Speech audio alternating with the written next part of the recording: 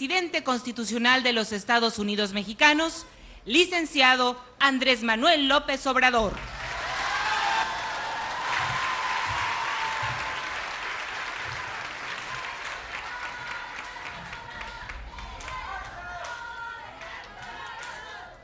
Amigas, amigos de Buenavista, de ejidos, comunidades, pueblos, municipios de esta región del estado de Michoacán. Me da mucho gusto estar aquí con ustedes, visitar de nuevo Buenavista, que lo he visitado en varias ocasiones, desde hace años he visitado este municipio. Estamos ahora haciendo un recorrido por los hospitales del programa IMSS Bienestar. Son 80 hospitales en el país, así como este de Buenavista. Empezamos la semana pasada, ya visitamos 7 hospitales de Chiapas, visitamos un hospital en Nayarit y vamos a visitar los 7 hospitales de Michoacán y así los de Veracruz y los de todos los estados. Este programa lo conozco bien porque se creó hace 40 años, surgió como IMSS Coplamar. Y hace 40 años yo era director del Instituto Nacional Indigenista en Tabasco y era yo el delegado de Coplamar en Tabasco, de modo que me tocó participar en la creación de este programa. En ese entonces se hicieron las unidades médicas rurales y la mayoría de los hospitales.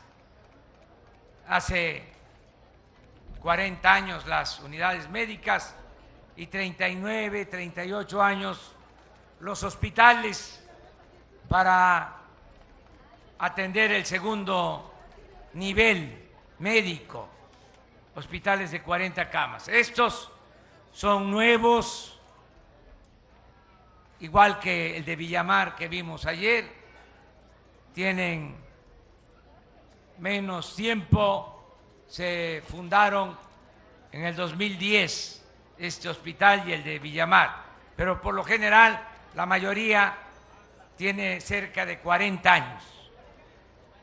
Estamos haciendo este recorrido por todo el país y también aprovechando para informar sobre cómo van las cosas, qué se está haciendo en el nuevo gobierno y poder tener esta comunicación directa con los ciudadanos. Yo no voy a cambiar, voy a seguir recorriendo el país, como siempre. Tengo la dicha enorme de conocer todos los municipios del país y los he visitado más de una vez y voy a seguir haciendo lo mismo, recorriendo los pueblos de México, los fines de semana, porque de lunes a viernes estoy en la Ciudad de México atendiendo de manera personal de 6 a 7 de la mañana el grave problema de la inseguridad y de la violencia que se padece en el país. Ayer comentaba yo en Ario que no me preocupa, hoy lo malinterpretaron, pero siempre digo lo que pienso. No me preocupa mucho la economía porque estoy seguro que va a haber crecimiento y que van a haber empleos y que va a haber bienestar, va a haber desarrollo. Ya se está dando, les puedo dar datos duros, por ejemplo, en 36 años no había aumentado el salario mínimo como aumentó este año, 16%. Nada más, en todo México.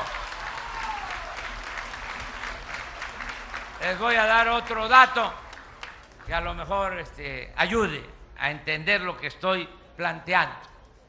En todo este tiempo que llevo gobernando México, el peso es la moneda que más se ha fortalecido en el mundo con relación al dólar. Les doy otro dato. En el tiempo que llevamos ha bajado la inflación porque no han aumentado en términos reales los precios de los combustibles. Ya no ha habido gasolinazos. Tengan para que aprendan.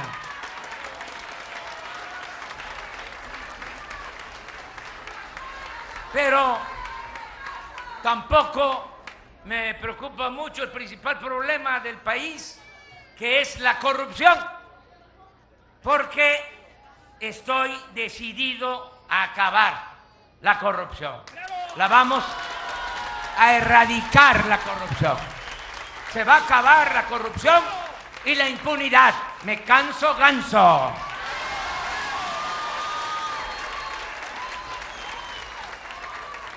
Por eso digo, eso no. El bienestar, ya están los programas llegando, el apoyo a adultos mayores, las becas, el apoyo a discapacitados, el apoyo al campo. Eso también va caminando y se va a apoyar al pueblo de México y sobre todo a los pobres como nunca se ha hecho en la historia del país. ¿Dónde está mi preocupación y mi ocupación? En el tema de la inseguridad, de la violencia y también en el problema de los malos servicios del sistema de salud pública del país. Porque se pensó en los gobiernos anteriores de que el problema era la educación, por eso la mal llamada reforma educativa, pero se olvidó de que el problema es la falta de buenos servicios de salud. Está peor el sistema de salud que el sistema educativo, para decirlo con claridad. Nada más que en el caso de la educación se politizó, hubo una carga ideológica, cada quien tomó una postura, unos a favor, otros en contra, y se hablaba todo el tiempo de la mal llamada reforma educativa. El mismo gobierno destinaba dinero para pagar publicidad e imponer a como fuese la reforma educativa, y se desacreditó a los maestros y se les echó la culpa de que ellos eran los responsables de la mala educación en el país. Entonces, eso pues se infló como problema, pero en realidad pues no era un problema, era algo que tenía que ver más con una concepción ideológica, con una imposición desde el extranjero, porque en 36 años nos imponían desde el extranjero las políticas que debían de aplicarse en nuestro país, las llamadas reformas estructurales, reforma energética, que era entregar el petróleo,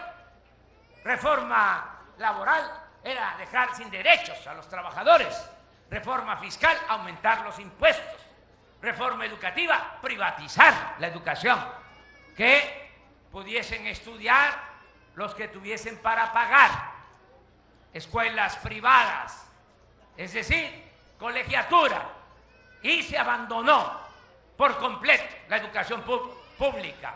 Ayer di a conocer, y también esto no les gustó, pero es la verdad, tenemos menos médicos en el país de los que necesitamos, porque se dedicaron a rechazar a los jóvenes que querían estudiar en las universidades públicas, con el propósito de que si se quería salir adelante, se tenía que pagar colegiatura.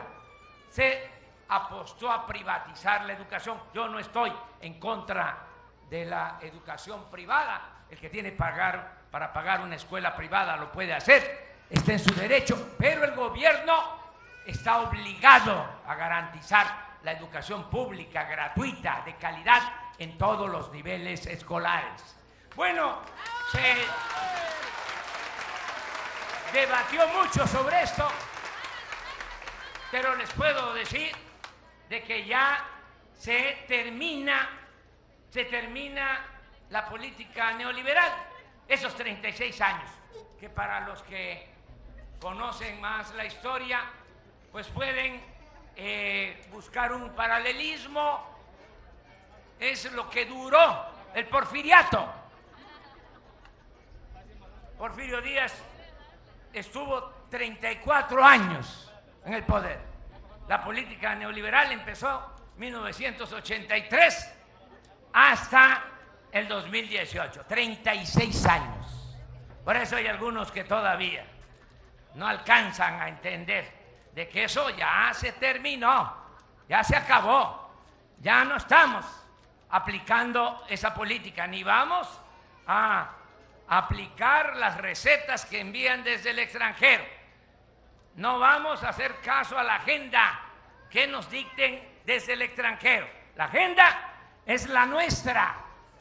¿Cuál es la agenda nuestra? Acabar con la corrupción, que se acaben los lujos en el gobierno, que haya bienestar, que haya justicia, que haya paz y que haya tranquilidad en nuestro país.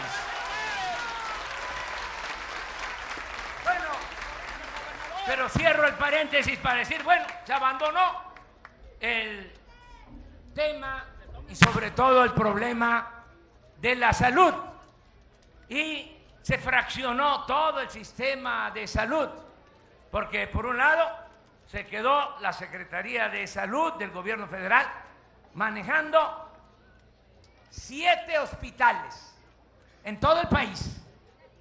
Eso es lo que opera de manera directa la Secretaría de Salud del Gobierno de la República. Y se creó lo que se conoce como Seguro Popular, que ni es seguro ni es popular. Por otro lado, se continuó con ese programa que ya dije, viene desde hace 40 años, y por otro lado, la atención médica a los derechohabientes del ISSSTE y del seguro. Entonces, muy disperso todo, porque ahora todo el servicio de salud a población abierta tiene que ver con los estados y con el llamado Seguro Popular. Y por otro lado, el ISSSTE y el seguro atienden a los derechohabientes.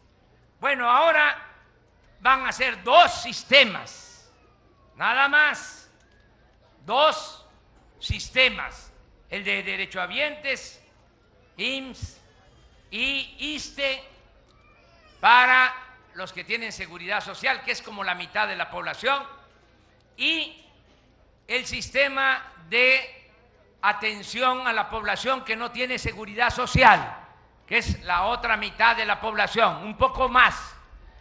Va a continuar para ese sistema de atención este programa, IMSS Bienestar. Aprovecho también para decirlo rápido, porque luego surgen rumores. Seguramente hubieron rumores en el sentido de que iba a desaparecer el IMSS Bienestar. Pues no va a desaparecer, al contrario, se va a fortalecer este programa.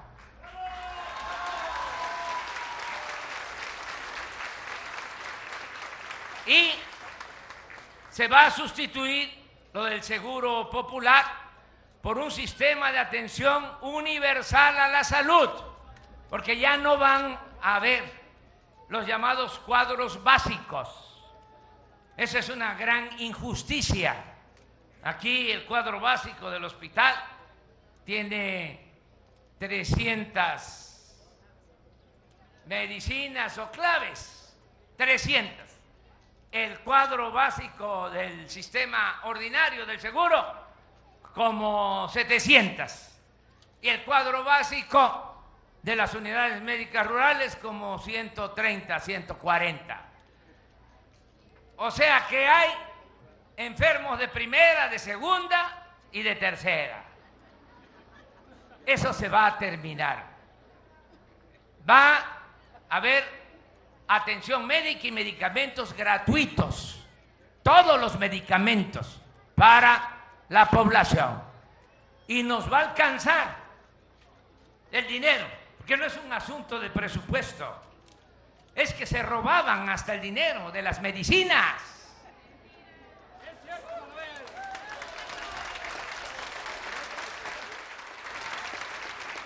¿Saben cuánto compró en medicinas y en materiales de curación el gobierno de la República el año pasado? 90,000 millones de pesos. Y no llegaba el medicamento a los centros de salud, a las unidades médicas, a los hospitales, porque se compraba carísima esa medicina y acaparaban la venta de esa medicina al gobierno 3 empresas. De esos 90,000 millones, como 65,000 millones, los abastecían 3 proveedores. Era hasta violatorio de la Constitución, porque en el artículo 28 de la Constitución se establece que no deben de haber monopolios. Pues eso ya se terminó.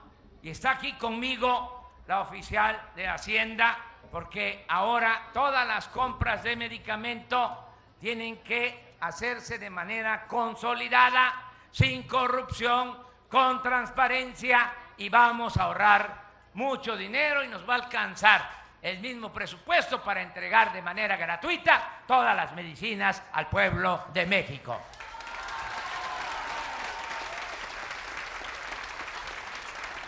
Abasto, eso es lo primero. Y distribución.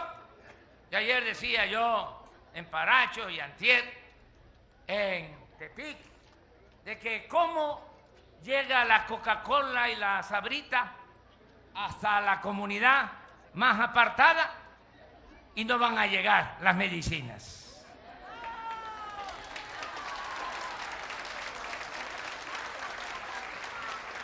Si es necesario, vamos a crear una distribuidora, que no falten los medicamentos. Lo segundo, para mejorar la salud, es que no falten enfermeras, auxiliares, los médicos, porque hay falta de personal, las plantillas no están completas en los hospitales, tampoco hay médicos en las unidades médicas rurales, en los centros de salud. Aquí, con mucha honestidad, el director de este hospital lo está diciendo, que hay especialidades que no se pueden atender porque no hay médico especialista. Y para radiografías, pues nada más el turno de la mañana. Si pasa algo en la noche o el fin de semana, no se puede atender al paciente. Esto lo tenemos que resolver, que no falten los médicos, que no falten las enfermeras, y vamos a implementar un programa emergente para que tengamos los médicos necesarios. Y vamos a aplicar una medida que va a ayudar mucho, porque sobre todo los especialistas no quieren trabajar en comunidades apartadas, se quieren quedar más en Morelia o en los hospitales más comunicados. ¿Qué va a suceder?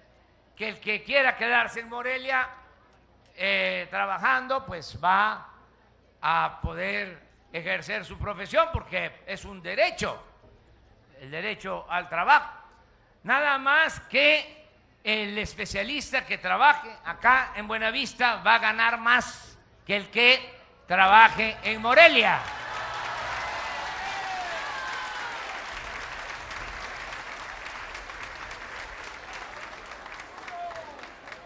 Y esto mismo, ojalá y lo podamos aplicar para los maestros.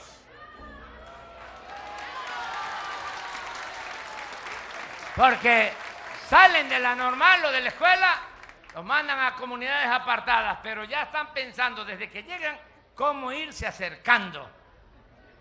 Primero a Patzingán, y luego a Uruapan, y luego a Morelia. Pues hay que buscar la forma de que se queden en las comunidades, en los pueblos, y que tengan más incentivos en salarios y en seguridad social.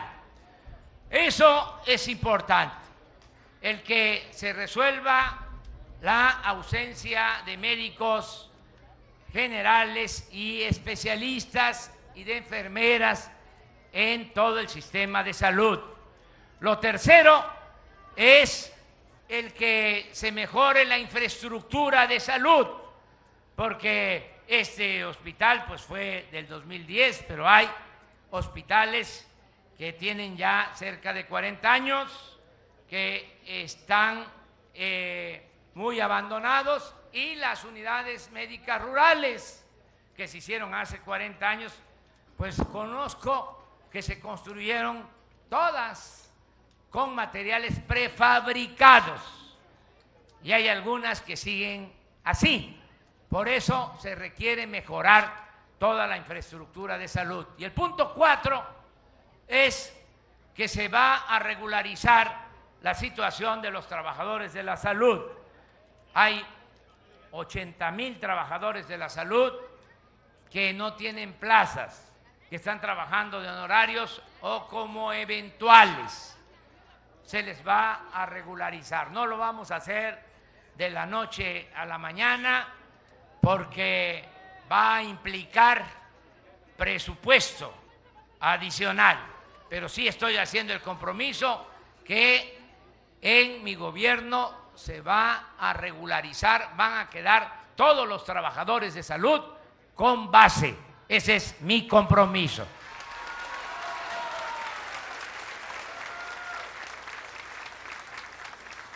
Estoy aquí en Buenavista y no puedo omitir, no puedo dejar de hablar de lo que sucede en esta región del país.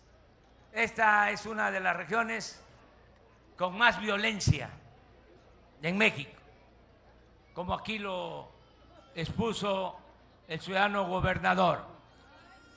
Aquí, y quiero recordarlo, asesinaron al presidente municipal electo, Eliseo Delgado Sánchez, y estoy obligado a recordarlo. No puedo olvidar. Tengo que recordar de que fue asesinado el presidente municipal electo de Buenavista. Y es lo que se ha originado en esta región por diversas causas. Y hay que enfrentar el problema. Hasta ahora no se ha podido resolver. Tan no se ha podido resolver que el médico, el director del hospital, lo que me informa es que a diferencia de otros hospitales que están saturados, que tienen 80, 100% de ocupación de sus camas, aquí solo tienen el 50%. Y, entre otras cosas, se debe a el ambiente de inseguridad y de violencia. No se ha podido resolver ese problema grave y tenemos que atenderlo. Y lo vamos a enfrentar no como se ha hecho en los gobiernos anteriores, que como se ha visto no ha habido resultados. Este problema se fue originando a partir de que se abandonó el campo, la actividad productiva. Esto tiene que ver mucho con la aplicación de esa política neoliberal desde hace 36 años, que se abandonó la actividad productiva de México, se dejó sin apoyo a los productores y muchos emigraron, se fueron a buscarse la vida a otras partes, pero eso produjo también la desintegración de las familias, se afectó al núcleo familiar, y la familia de Michoacán, la familia de Buenavista, la familia de México, es la institución más importante de seguridad social. No es como las familias de otros países en donde hay más, lo digo con respeto, individualismo. En otros países los hijos van creciendo, ya los padres quieren que se vayan de la casa. Acá no es así. Crecen nuestros hijos y no queremos que se vayan, por eso hasta abusan a veces y se quedan más tiempo. Pero la familia mexicana es muy fraterna. Si le va mal a un miembro de la familia, acuden en su apoyo a otros. Bueno, eso se afectó con la crisis de México de los últimos años, porque podemos tener datos de cómo no creció la economía en 36 años, 2% anual, y antes crecía 6% anual. Pero esos datos existen. Podemos también tener datos de cómo creció la corrupción. Esos datos existen. México ocupaba como el lugar 30 en corrupción en el mundo y ahora ocupa el lugar 152 en el mundo en corrupción. Claro que podemos saber cómo ha crecido la violencia por el número de homicidios. Todo eso se puede medir, pero no hay estudios para medir el grado de desintegración de las familias y cómo se afectó el llamado tejido social o la convivencia social y cómo avanzó la idea de triunfar a toda costa, sin escrúpulos morales de ninguna índole. Cómo fue avanzando esa idea individualista de que lo importante era obtener bienes materiales, la ropa de marca, la Cheyenne, apá, el lujo barato, las alhajas, las trocas, los carros último modelo.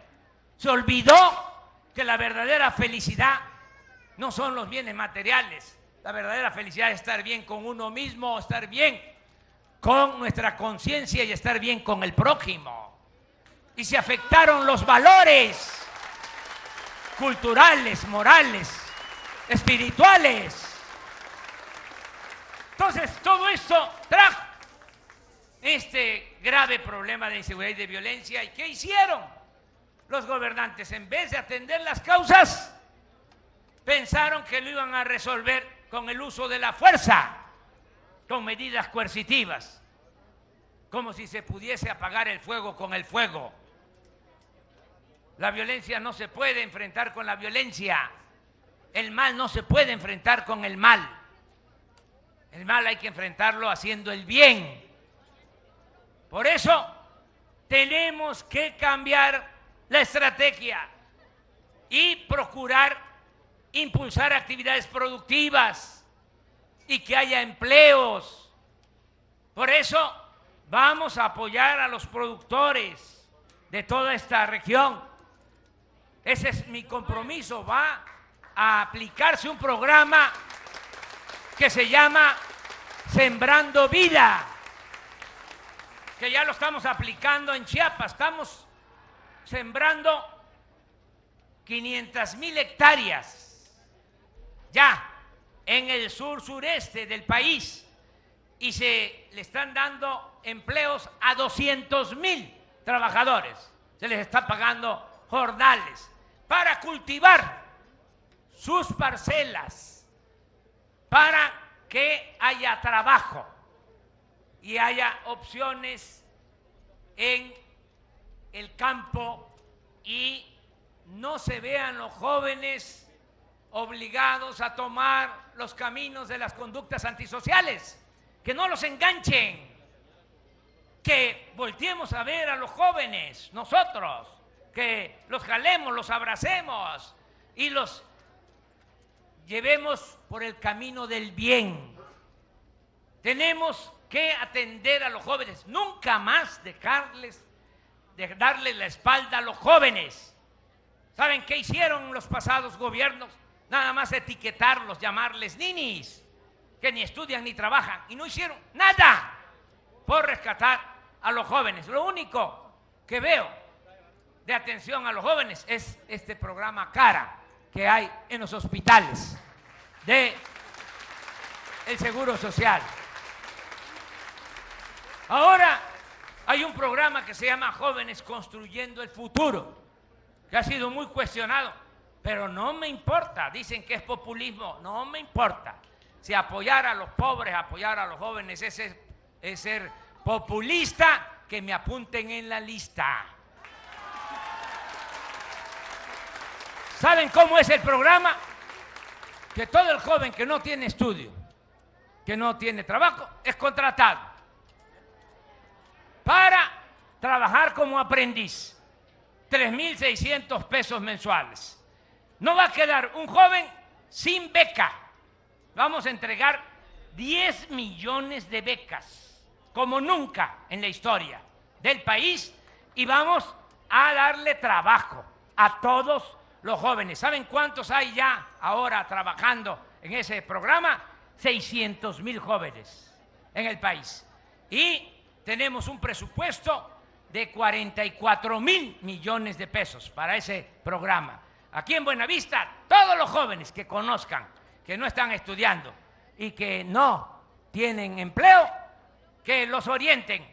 Si hay maestros mecánicos, electricistas, agricultores, comerciantes que quieran tener jóvenes, que nos ayuden como tutores para que les enseñen no solo el oficio y la profesión, sino que los conduzcan por el camino del bien, porque lo tenemos que hacer entre todos. Y esos jóvenes que se estén capacitando en esos talleres van a recibir ese sueldo para que de esa manera todos los jóvenes tengan garantizado el derecho al estudio y el derecho al trabajo. Tenemos que actuar de esa forma para ir serenando a Buenavista, a Patzingán, a la Tierra Caliente, a Michoacán, al país. Nada de estar apostando solo a la fuerza. ¿Qué hacían? Abandonaban a los jóvenes, nunca se preocupaban por ellos, y ya cuando el joven agarraba el camino de las conductas antisociales, se les masacraba. Eso era la política. Eso ya no. Las cárceles están llenas de jóvenes. Los que pierden la vida son jóvenes. Los tenemos que atender y competir en este terreno con la delincuencia organizada. Decir, a ver, tú te llevas a los jóvenes, vamos a ver quién puede más, porque yo le voy a dar opciones a los jóvenes, porque no quiero que te los lleves, no quiero que los jóvenes se echen a perder. Vamos a trabajar así. Lo mismo en lo del consumo, que es un problema gravísimo, porque antes no se consumía droga en Michoacán o en el país como se consume ahora, precisamente por los valores que existían. Pero al darse la descomposición social, los jóvenes se deprimieron, se sintieron frustrados y siguieron el mal ejemplo, y ahora resulta que tenemos un aumento en el consumo de las drogas y de las peores drogas, drogas veneno, drogas destructivas que matan, que destruyen a los jóvenes. Esos laboratorios que ponen y que antes todo era para vender afuera, ahora ya un porcentaje de esa droga dañina, de ese veneno, ya se queda como consumo interno. ¿Qué vamos a hacer entonces? Pues vamos a implementar una campaña nacional, radio, televisión, con todas las iglesias, con las iglesias evangélicas, con la iglesia católica y también libres pensadores, todos a orientar para portarnos bien y hacer ver que solo siendo buenos podemos ser felices. Eso es lo que se va a llevar a la práctica.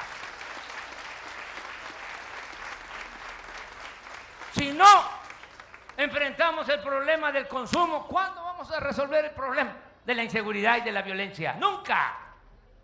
Por eso vamos a dedicar mucho tiempo a este tema. No quería yo abordar el asunto de la inseguridad y de la violencia aquí en Buenavista, pero estoy acostumbrado a decir siempre lo que pienso y mi pecho no es bodega.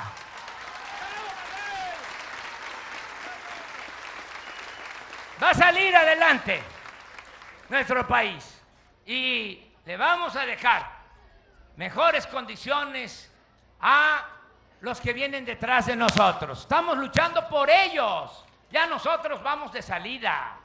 Hasta podemos decir gracias a la vida que nos ha dado tanto. Pero ¿qué se le va a dejar a los hijos, a los nietos? Hay que pensar mucho en ellos. Y vamos adelante. Yo no les voy a fallar. Tengo principios, tengo ideales. No soy un ambicioso vulgar. Es la cuarta transformación de la vida pública de México. Miren cómo vengo a Buenavista. Aquí no hay guardaespaldas. ¿Saben cuántos cuidaban al presidente? 8,000 elementos del Estado Mayor Presidencial. Ya eso desapareció. Todos esos elementos pasaron a la Secretaría de la Defensa. Al presidente lo cuida la gente. Y el que lucha por la justicia no tiene nada que temer. Pero ¿saben? No es que se necesitara tanta gente para cuidar al presidente. Era la fantochería. Era sentirse importante. Era una actitud de complejo. El poder es humildad. No es la parafernalia. No es la prepotencia, no son los lujos. Ya ese avión presidencial que compró Calderón y le dejó a Peña, ya está en venta en California. Es un avión para 280 pasajeros, con alcoba, con restaurante, que no lo tiene ni Donald Trump. Nada más que no le quiso entrar Donald Trump a la compra. Se lo mandamos a ofrecer. Pero ya no van a haber aviones, ni helicópteros. Si nada más nos movemos y vengo aquí a Buenavista en helicóptero, ¿cuándo me voy a enterar de cómo están los caminos? Nunca.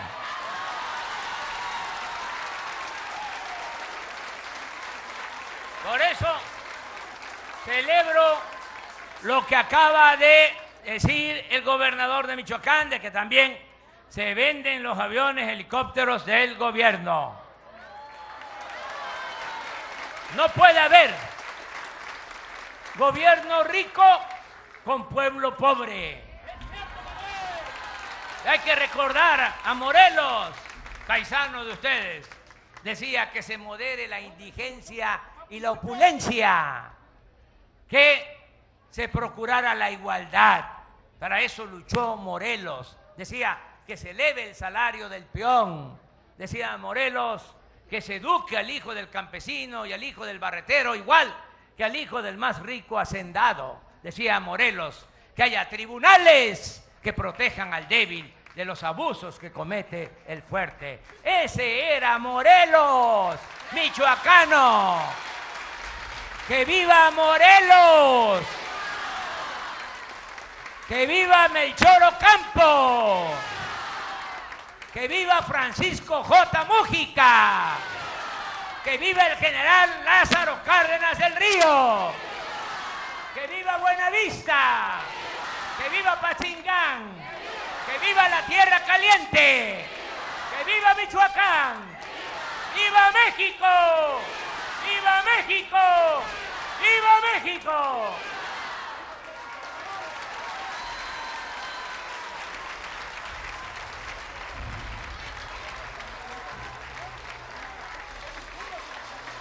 Solicitamos a los presentes ponerse de pie para entonar nuestro himno nacional mexicano.